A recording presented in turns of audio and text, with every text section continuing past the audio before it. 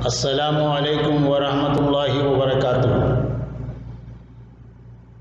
الحمد للہ وحدہ والصلاة والسلام علی من لا نبی بعدہ۔ معزز سامعین، دوستوں، نوجوانوں اور بزرگوں، تمام تعریفات کے لائق وہی وحدہ لا شریک لہ ہے جس نے ہم تمام کو یہ ایک مقصد کے ساتھ پیدا کیا۔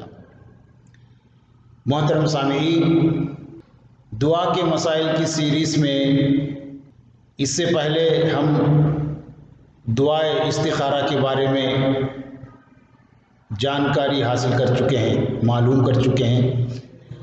اب دوسری دعائیں جو بہت ہی ضروری ہیں ان کو بھی ہم معلوم کر لیں، یاد کر لیں اور ان کے مطابق جو ہے ہم عمل کریں۔ یعنی دعا مومن کا ہتھیار ہے۔ بہت سارے لوگ مشاکل میں ہوتے ہیں، پریشانیوں میں ہوتے ہیں، غم اور درد میں ہوتے ہیں، بہت ساری نقصان دہ چیزوں میں پھنس جاتے ہیں، لیکن ان کے ذہن میں یہ بات نہیں آتی کہ ہمارے پاس ایک ایسا ہتھیار ہے جسے اللہ تعالیٰ نے ہم کو عطا کیا ہے، اس کو استعمال کر کے ہم ان تمام چیزوں کو دور کریں، بے چینی کو دور کریں، رنج و غم کو دور کریں، نقصان کو دور کریں، اللہ کے غضب کو دور کریں۔ یہ تمام چیزیں اللہ تعالیٰ کی طرف سے ہمارے لیے بہت بڑی نعمتیں ہیں۔ محترم سامعین، ان میں سے ادائیگی قرض کے لیے دعا، دیکھیے اسلام نے اپنے ماننے والوں کے لیے ہر چیز کے لیے انسان کو جو بھی چیز لاحق ہوتی ہے ان تمام چیزوں کے بارے میں، ان تمام کے حل کے لیے ہم کو تعلیم دی ہے۔ ایک آدمی سکون سے رہتا ہے، کوئی فکر نہیں، کوئی غم نہیں، لیکن جب آدمی قرض لیتا ہے تو اس کا جو اس کی ذہنی حالت، اس کے سوچنے کی حالت، یہ تمام چیزیں آٹومیٹک بدل جاتی، رنج و غم میں رہتا ہے، فکر مند رہتا ہے، پریشان رہتا ہے۔ ایک حدیث میں آتا ہے، علی رضی اللہ عنہ کے پاس ایک مکاتب، یعنی وہ غلام جس نے آزادی حاصل کرنے کے لیے مالک سے معاہدہ کر رکھا، حاضر ہوا اور عرض کیا، معاہدے کے مطابق میں اپنی آزادی کے لیے رقم ادا کرنے سے عاجز ہوں، میری مدد فرمائیے۔ تو علی رضی اللہ عنہ نے فرمایا، کیا میں تمہیں وہ دعا نہ سکھا دوں جو مجھے رسول اللہ صلی اللہ علیہ وسلم نے سکھلائی؟ اگر پہاڑ کے برابر بھی تجھ پر قرض ہوگا تو اللہ تعالیٰ اتار دے گا۔ وہ دعا کیا ہے؟ وہ کہتے ہیں، کہو اللہم اکفینی بحلالک عن حرامک واغننی بفضلک عمن سواک۔ یعنی یا اللہ، رزق حلال سے میری ساری ضرورتیں پوری فرما اور حرام سے بچا، نیز اپنے فضل و کرم سے مجھے اپنی ذات کے علاوہ ہر ایک سے بے نیاز کر دے۔ اسے ترمذی نے روایت کیا۔ محترم سامعین، اور اسی طریقے سے دوسری دعا ہے، ایک حدیث میں آتا ہے، ابو ہریرہ رضی اللہ عنہ سے روایت ہے کہ رسول اللہ صلی اللہ علیہ وسلم یہ دعا مانگا کرتے تھے، اللہم انی اعوذ بک من الشقاق والنفاق وسوء الاخلاق، یعنی جب انسان گناہ کے قریب ہو جاتا ہے، بد اخلاق ہو جاتا ہے، نفاق میں ڈوب جاتا ہے، یعنی منافق ہو جاتا ہے اور بدبخت ہو جاتا ہے، تو اس کے مال میں، اس کے گھر میں برکت نہیں ہوتی۔ جب برکت نہیں ہوتی تو وہ مقروض ہو جاتا ہے، رنج و غم میں، پریشانیوں میں، نقصانات میں گھر جاتا ہے۔ اسے نسائی نے روایت کیا ہے۔ محترم سامعین، اس لیے ہم تمام کو چاہیے کہ پہلی چیز قرض جب سخت ضرورت ہو اسی وقت لینا چاہیے۔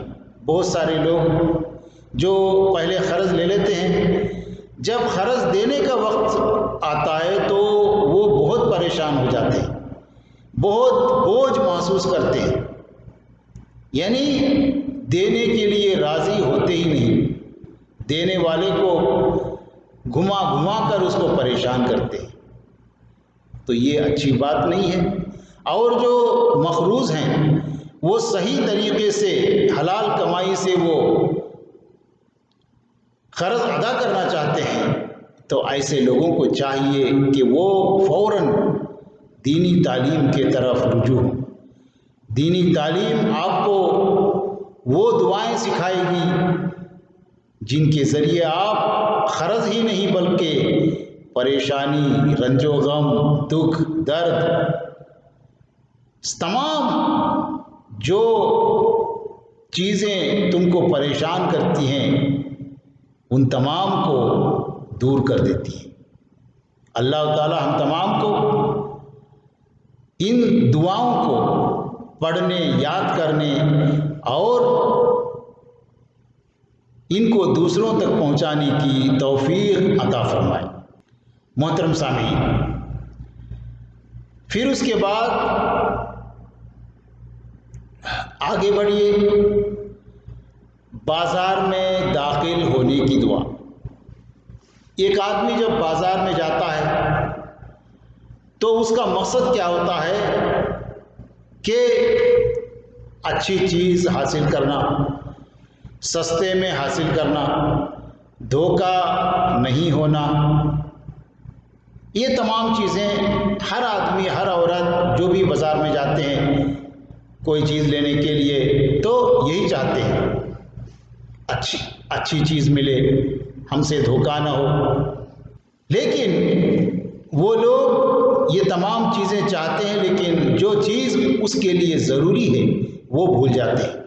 ایک حدیث میں آتا ہے، بریدہ رضی اللہ عنہ روایت کرتے ہیں، رسول اللہ صلی اللہ علیہ وسلم جب بازار میں داخل ہوتے تو فرماتے، بسم اللہ اللہم انی اسألک خیر هذه السوق وخیر ما فیها واعوذ بک من شرها وشر ما فیها اللہم انی اعوذ بک من ان اصیب فیها صفقۃ خاسرہ، رواہ البیہقی۔ یعنی اللہ کے نام سے میں بازار میں داخل ہوتا ہوں، یا اللہ میں تجھ سے اس بازار کی اور جو کچھ اس بازار میں ہے اس کی بھلائی کا سوال کرتا ہوں، اور اس بازار کے شر سے اور جو کچھ بازار میں ہے اس کے شر سے تیری پناہ مانگتا ہوں۔ یا اللہ میں اس بات سے تیری پناہ مانگتا ہوں کہ اس بازار میں کوئی گھاٹے کا سودا پاؤں، یعنی میرے ساتھ کوئی گھاٹا نہ ہو۔ اسے بیہقی نے روایت کیا ہے۔ محترم سامعین، پھر اس کے بعد اور آگے بڑھیے،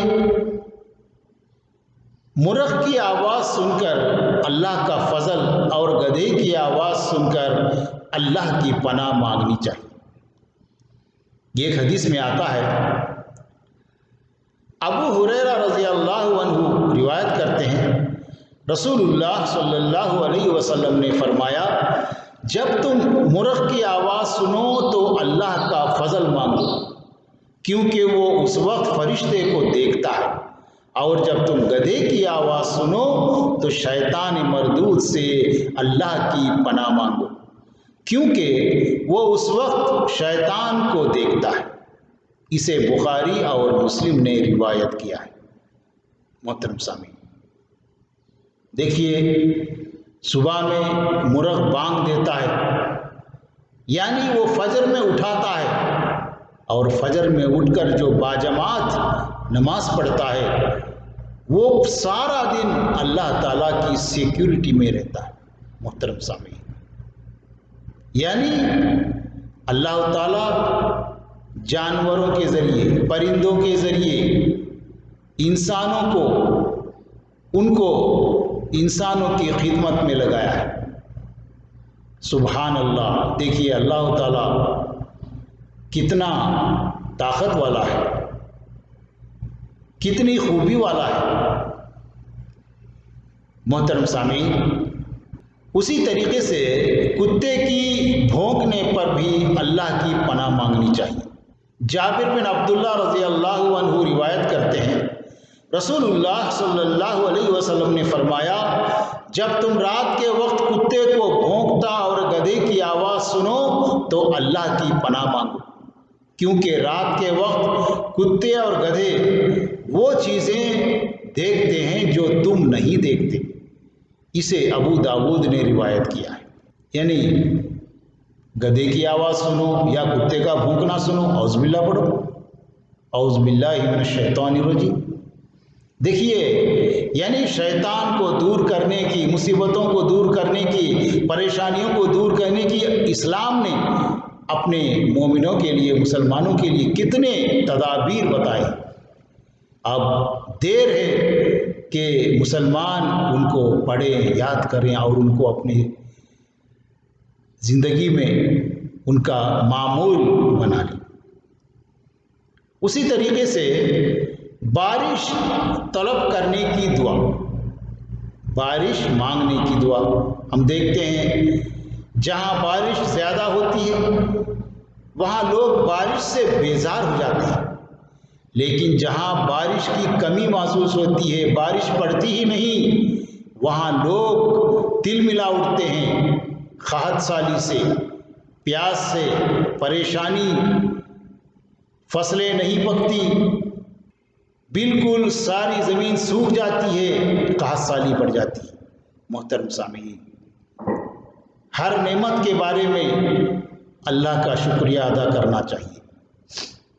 یہ ایک حدیث میں آتا ہے، عمر اپنے باپ شعیب سے، شعیب اپنے دادا عبداللہ بن عمرو بن عاص رضی اللہ عنہم سے روایت کرتے ہیں کہ نبی کریم صلی اللہ علیہ وسلم بارش کے لیے یہ دعا فرمایا کرتے تھے، اللہم اسقِ عبادک و بہائمک وانشر رحمتک و احیی بلدک المیت، رواہ مالک و ابو داود۔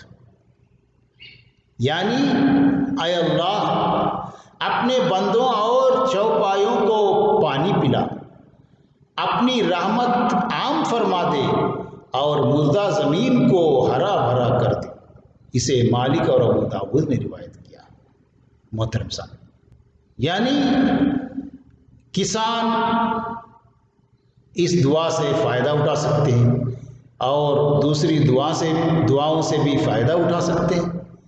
یعنی ہر ایک کے لیے دعا ہے، چاہے وہ کسان ہو، چاہے نوکر ہو، چاہے امیر ہو، مالدار ہو، چاہے بادشاہ ہو، عورت ہو، لڑکی ہو، ساس ہو، بہو ہو، ہر ایک کے لیے اللہ تعالیٰ نے اپنے آخری رسول محمد صلی اللہ علیہ وسلم کے ذریعے تعلیم دیا۔ محترم سامعین، پھر اس کے بعد چلیے بارش ہوتے ہوئے مانگنے کی دعا۔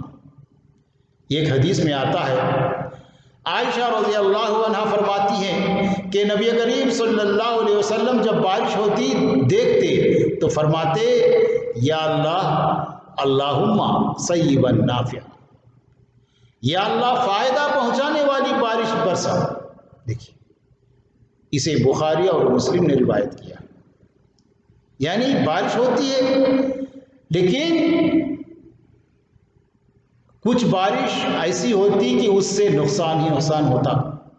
ہم دیکھتے ہیں اللہ تعالیٰ قرآن میں کہتا ہے کہ میں انسان کو پانی، ہر جان کو پانی سے پیدا کیا، اور اسی پانی سے انسان ہو یا جانور ہو کتنا فائدہ اٹھاتے ہیں۔ انسان کی زندگی دیکھیے، پانی اگر نہ ہو تو سوچ لیجئے انسان کی زندگی کیا ہوگی۔ لیکن افسوس کی بات یہ ہے، ہم پانی طہارت کے لیے استعمال کرتے ہیں، کھانے کے لیے، پینے کے لیے، کپڑے دھونے کے لیے، صفائی کے لیے، لیکن افسوس کی بات یہ ہے کہ بہت بد نصیب انسان ایسے بھی ہیں، اس نعمت کے ہوتے ہوئے صفائی کے لیے، طہارت کے لیے پانی استعمال نہیں کرتے، بلکہ مندیل استعمال کرتے ہیں، ٹشو استعمال کرتے ہیں۔ کتنے بد نصیب انسان ہوں گے وہ لوگ جو اللہ تعالیٰ کی نعمت کو اس طرح اس کو ٹھکرا دیتے ہیں، اور صفائی بھی صحیح نہیں ہوتی، لیکن اس پر فخر ہے کہ ہم تعلیم یافتہ ہیں، ہم بہت ترقی یافتہ ہیں۔ محترم سامعین، کثرت باران یعنی شدید بارش کی کثرت کے نقصان سے محفوظ رہنے کی دعا۔ ایک حدیث میں آتا ہے، انس بن مالک رضی اللہ عنہ سے روایت ہے کہ رسول اللہ صلی اللہ علیہ وسلم کثرت باران کے نقصان سے محفوظ رہنے کے لیے ہاتھ اٹھاتے، پھر یہ دعا مانگتے، اللہم حوالینہ ولا علینا، اللہم علی الاکام والزراب وبطون الاودیہ ومنابت الشجر۔ یعنی یا اللہ ہم پر نہیں بلکہ ہمارے ارد گرد علاقوں پر برسا۔ میرے اللہ ٹبوں، ٹیلوں اور ندی نالوں اور درخت اگنے کی جگہوں پر بارش برسا۔ اسے بخاری اور مسلم نے روایت کیا ہے۔ یعنی بارش ہم پر ہی ہونا ضروری نہیں ہے، جو ندی نالے ہیں، تالاب ہیں، ایسی جگہ اگر بارش وہاں پڑی تو ہم اس سے فائدہ اٹھا سکتے ہیں، اور درخت جہاں اگتے ہیں زیادہ ہیں وہاں بھی پڑی تو وہاں کے درخت گھاس پیدا کرتے ہیں، پھل وغیرہ پیدا کرتے ہیں۔ تو یہ اسلامی تعلیم ہے، یعنی یہ دینی تعلیم ہے۔ محترم سامعین، تیز آندھی اور طوفان وغیرہ کو دیکھ کر پڑھنے کی دعا۔ عائشہ رضی اللہ عنہا نبی کریم صلی اللہ علیہ وسلم کی زوج محترمہ کہتی ہیں کہ تیز آندھی چلنے پر نبی کریم صلی اللہ علیہ وسلم یہ دعا فرمایا کرتے تھے، اللہم انی اسألک خیرہا وخیر ما فیہا وخیر ما ارسلت بہ واعوذ بک من شرہا وشر ما فیہا وشر ما ارسلت بہ، رواہ مسلم۔ یا اللہ میں تجھ سے اس آندھی کی بھلائی اور جو کچھ اس میں ہے اس کی بھلائی، اور جس حکم کے ساتھ یہ بھیجی گئی ہے اس کی بھلائی کا سوال کرتا ہوں، اور اس آندھی کے شر سے، اور جو کچھ اس میں ہے اس کے شر سے، اور جس حکم کے ساتھ یہ بھیجی گئی ہے اس کے شر سے تیری پناہ مانگتا ہوں۔ اسے مسلم نے روایت کیا ہے۔ محترم سامعین، یعنی کوئی بھی مخلوق ہو، چاہے وہ جاندار ہو یا بے جان ہو، کسی بھی طرح کی مخلوق ہو، ان تمام چیزوں سے جو نقصان دہ ہے، ان تمام چیزوں سے اللہ سے پناہ مانگنا ہے۔ یعنی ایک انسان سوچ بھی نہیں سکتا کہ اس چیز سے بھی نقصان ہو سکتا ہے، لیکن اللہ تعالیٰ اپنے آخری رسول محمد صلی اللہ علیہ وسلم کے ذریعے ان تمام چیزوں کی تعلیم دیا جن سے نقصان ہو سکتا ہے۔ اس کے بعد نو مسلم کو اسلام قبول کرنے کے بعد یہ دعا مانگنی چاہیے، یعنی ایک نیا مسلمان اسلام میں داخل ہوا، اس کے بعد اس کو چاہیے کہ وہ یہ دعا مانگے۔ ابو مالک اشجعی اپنے والد رضی اللہ عنہ سے روایت کرتے ہیں کہ جب کوئی شخص اسلام قبول کرتا تو نبی کریم صلی اللہ علیہ وسلم پہلے اسے نماز سکھاتے، پھر اسے یہ دعا پڑھنے کا حکم فرماتے، یا اللہ مجھے بخش دے، مجھ پر رحم فرما، مجھے ہدایت دے، عافیت عطا فرما اور رزق سے نواز دے۔ اسے مسلم نے روایت کیا ہے۔ وہ دعا کیا ہے؟ اللہم اغفر لی وارحمنی واہدینی وعافینی وارزقنی۔ یہ بالکل آسان دعا، یعنی اللہ تعالیٰ سے دیکھیے ایک نیا مسلمان ہے جو اسلام میں داخل ہوتا ہے، اس کے لیے دیکھیے اللہ تعالیٰ اپنے رسول کے ذریعے کیسی مؤثر دعا تعلیم دیا ہے۔ اللہم اغفر لی یعنی مجھے معاف فرما دے، یعنی اس سے پہلے، اسلام سے پہلے جو میں نے گناہ کیا انجانے میں، اسلام سے پہلے ان تمام کو معاف کر دے، مجھ پر رحم فرما، مجھے صحیح راستہ بتا اور مجھے عافیت عطا فرما اور مجھے رزق عطا فرما۔ محترم سامعین، پھر اس کے بعد آگے بڑھیے، نیا کپڑا پہننے کی دعا۔ نیا لباس، نیا کپڑا، چاہے مرد ہو، عورت ہو، بچے ہو، بوڑھے ہو، جب نیا کپڑا پہنیں گے یہ دعا پڑھنی چاہیے۔ ایک حدیث میں آتا ہے، ابو سعید خدری رضی اللہ عنہ روایت کرتے ہیں، رسول اللہ صلی اللہ علیہ وسلم جب نیا کپڑا پہنتے، خواہ کرتا، پگڑی یا چادر، اس کا نام لے کر یہ دعا فرماتے، اللہم لک الحمد انت کویتنیہ اسألک خیرہ و خیر ما صنع لہ و اعوذ بک من شرہ و شر ما صنع لہ۔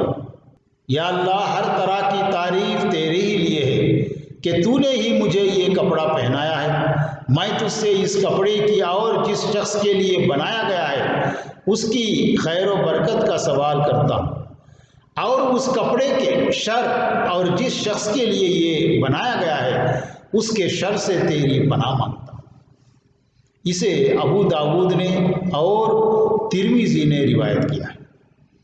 محترم سامعین، نیا پھل دیکھ کر یہ دعا پڑھنی چاہیے، یعنی موسم کے حساب سے، جو صرف موسم میں ہی آتا ہے وہ نیا پھل ہوگا۔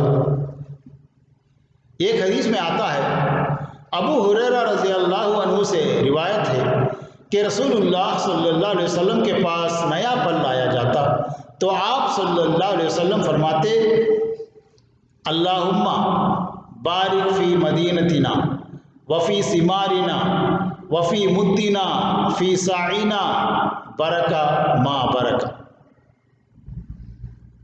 یعنی اے اللہ ہمارے شہر، ہمارے پھل، ہمارے مد اور سا وزن کے پیمانے ہیں، میں برکت عطا فرما، برکت پر برکت عطا فرما۔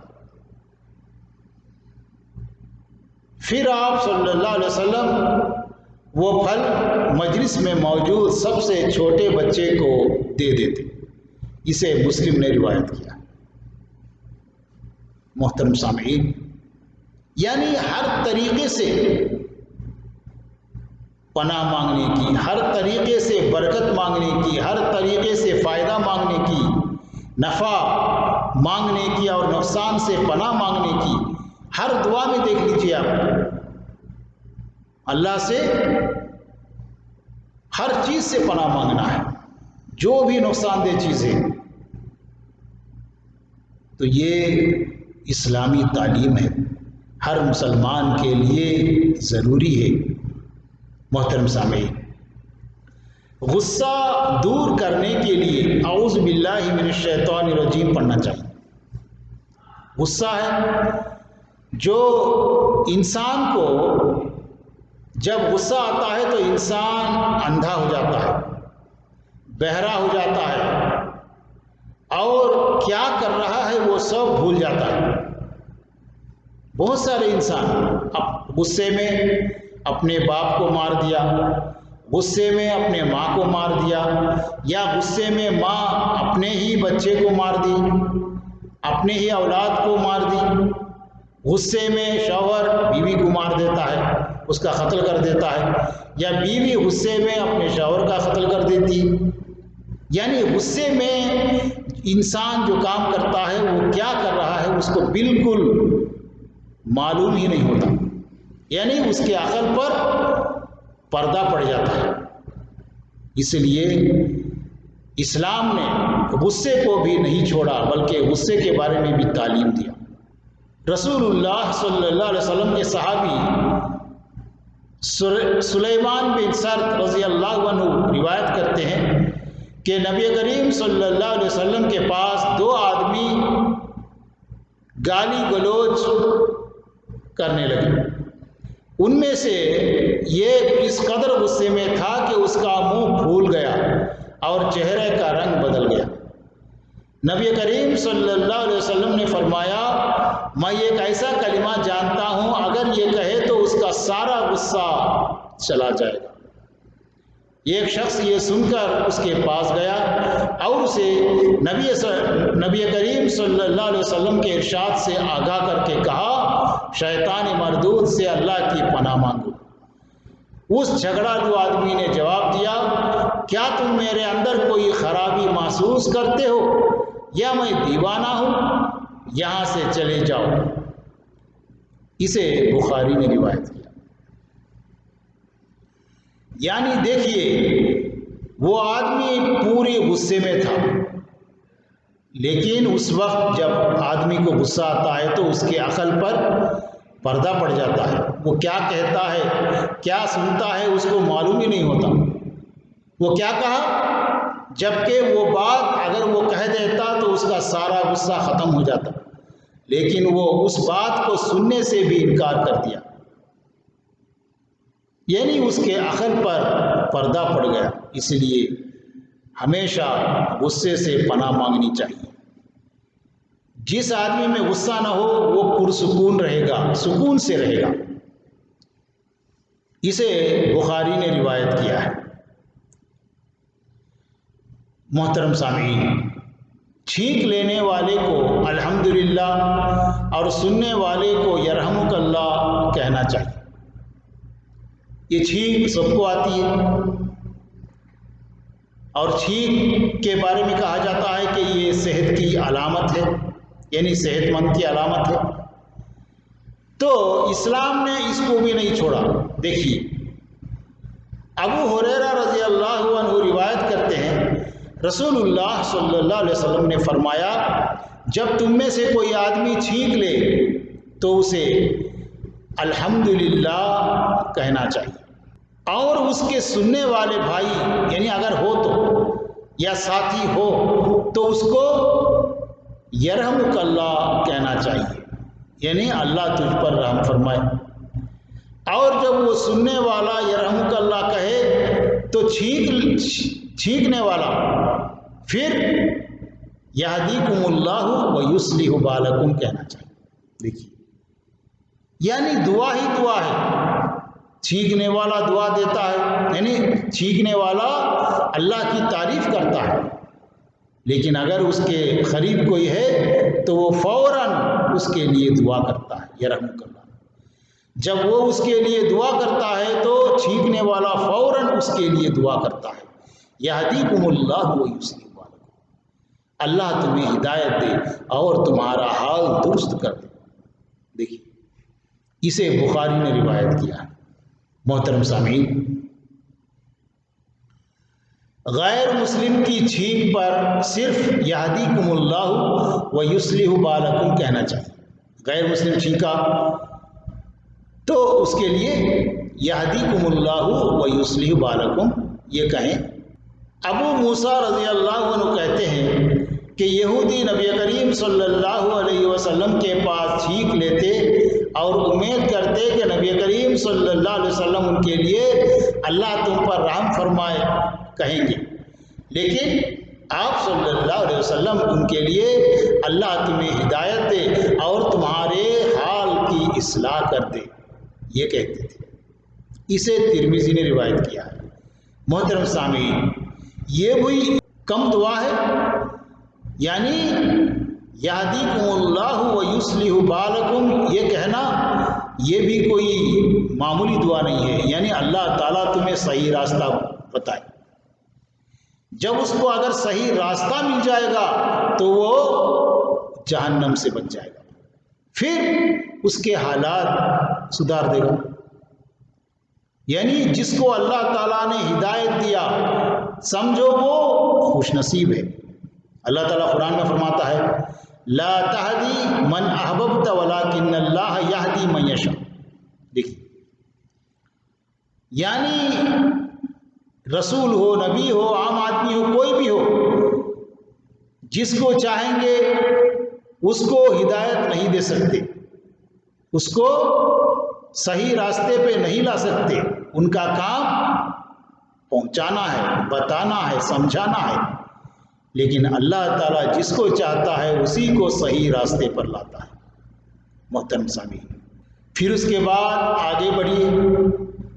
غیر مسلم کے سلام کے جواب میں صرف وعلیکم کہنا چاہیے. غیر مسلم کے سلام کے جواب میں صرف وعلیکم کہنا چاہیے. انس رضی اللہ عنہ روایت کرتے ہیں رسول اللہ صلی اللہ علیہ وسلم نے فرمایا جب اہل کتاب تم کو سلام کہیں تو ان کے جواب میں وعلیکم کہا کرو. اسے بخاری اور مسلم نے روایت کیا ہے. یعنی اگر وہ تم کو سلام کریں تو صرف وعلیکم کہہ دو بس. غیر مسلم اور مسلم افراد پر مشتمل مجلس میں موجود مسلمانوں کو اجتماعی سلام کہنا جائز ہے. یعنی ایک میٹنگ ہوتی ہے، کانفرنس ہوتا ہے، کچھ لوگ ہیں وہاں مسلم بھی ہے، غیر مسلم بھی ہیں، تو وہاں کوئی مسلمان آتا ہے تو سلام کرتا ہے تو تمام کو ایک ہی سلام یعنی سلام کہنا جائز ہے. اس لیے کہ سلام پہنچے گا ایمان والے پر، غیر ایمان والے پر نہیں پہنچے گا، ایمان والے پر پہنچے گا. محترم سامعین، اسامہ بن زید رضی اللہ عنہما سے روایت ہے رسول اللہ صلی اللہ علیہ وسلم کا گزر ایک ایسی مجلس پر ہوا جس میں مسلمان، مشرک، بت پرست اور یہودی سب شامل تھے. آپ صلی اللہ علیہ وسلم نے ان مسلمانوں کو سلام کیا. اسے بخاری اور مسلم نے روایت کیا. یعنی جہاں مسلمان بھی ہیں، ہندو بھی ہیں، غیر مسلم بھی ہیں، یہودی بھی ہیں، عیسائی بھی ہیں، تو سلام کہہ دو بس. وہ سلام پہنچے گا ایمان والے پر. افضل سلام السلام علیکم ورحمۃ اللہ وبرکاتہ و مغفرت ہو کہنا ہے. افضل سلام. عمران بن حسین رضی اللہ عنہ سے روایت ہے کہ ایک آدمی نبی کریم صلی اللہ علیہ وسلم کی خدمت میں حاضر ہوا اور کہا السلام علیکم. آپ صلی اللہ علیہ وسلم نے اسے جواب دیا تو وہ بیٹھ گیا. نبی کریم صلی اللہ علیہ وسلم نے فرمایا 10 نیکیاں. پھر دوسرا آدمی آیا تو اس نے کہا السلام علیکم ورحمۃ اللہ وبرکاتہ. آپ صلی اللہ علیہ وسلم نے جواب دیا اور وہ بیٹھ گیا. تو آپ صلی اللہ علیہ وسلم نے فرمایا 20 نیکیاں. پھر تیسرا آدمی آیا تو اس نے کہا السلام علیکم ورحمۃ اللہ وبرکاتہ. آپ نے اسے جواب دیا اور بیٹھ گیا وہ آدمی. آپ صلی اللہ علیہ وسلم نے فرمایا 30 نیکیاں. اسے ترمذی اور ابو داود نے روایت کیا، یعنی السلام علیکم ورحمۃ اللہ وبرکاتہ کہیں گے 30 نیکیاں ملیں گی، صرف السلام علیکم کہیں گے 10، السلام علیکم ورحمۃ اللہ کہیں گے 20، السلام علیکم ورحمۃ اللہ وبرکاتہ کہیں گے 30 نیکیاں ملیں گی، یعنی افضل سلام السلام علیکم ورحمۃ اللہ وبرکاتہ۔ محترم سامعین، شیشہ دیکھ کر یہ دعا پڑھنی چاہیے۔ شیشہ مطلب آئینہ۔ عائشہ رضی اللہ عنہا سے روایت ہے، نبی کریم صلی اللہ علیہ وسلم جب شیشہ دیکھتے تو فرماتے تعریف اللہ ہی کے لیے، یا اللہ یعنی الحمدللہ اللہم کما حسنت خلقی فحسن خلقی، اسے بیہقی نے روایت کیا، یعنی تعریف اللہ ہی کے لیے ہے، جس طرح تو نے میری اچھی صورت بنائی ہے، یعنی اچھی شکل اچھی صورت، اسی طرح میرے اخلاق بھی اچھے کر دے، اسے بیہقی نے روایت کیا۔ محترم سامعین، سجدے تلاوت کی دعا، سجدے تلاوت یعنی قرآن کی تلاوت کرتے ہیں تو اس میں سجدے ہیں، تو اس آیت کو ختم کرنے کے بعد سجدہ کرنی چاہیے۔ عائشہ رضی اللہ عنہا سے روایت ہے کہ وہ کہتی ہیں نبی کریم صلی اللہ علیہ وسلم رات کے وقت جب سجدے تلاوت کرتے تو فرماتے میرے چہرے نے اس ہستی کو سجدہ کیا، یعنی سجد وجہی للذی خلقہ وصورہ وشق سمعہ وبصرہ بحولہ وقوتہ، یعنی میرے چہرے نے اس ہستی کو سجدہ کیا جس نے اسے پیدا کیا اور اپنی طاقت و قدرت سے اس میں کان اور آنکھ بنائے، اسے ابو داود، ترمذی اور نسائی نے روایت کیا ہے۔ محترم سامعین دیکھیے، یعنی تمام جتنی دعائیں اب ہم سیکھے ہیں ہر ایک اپنی جگہ بہت ضروری ہے، بہت اہم ہے۔ اگر کوئی انسان دعائیں دیکھ کے پڑھتا ہے، یاد کرتا ہے، ان کا معمول ہی بنا لیتا ہے، تو سمجھو اس کو کوئی تکلیف، کوئی پریشانی، کوئی رنج غم، کوئی درد اس کو محسوس نہیں ہوگا، اس تک اس کو نہیں چھوئے گا۔ اللہ تعالیٰ سے دعا ہے کہ اللہ تعالیٰ ہم تمام کو دینی تعلیم حاصل کرنے کی توفیق عطا فرمائے۔ اللہ تعالیٰ ہم تمام کو کتاب و سنت کے مطابق زندگی گزارنے کی توفیق عطا فرمائے، آمین۔ وآخر دعوانا ان الحمدللہ رب العالمین۔ السلام علیکم ورحمۃ اللہ وبرکاتہ۔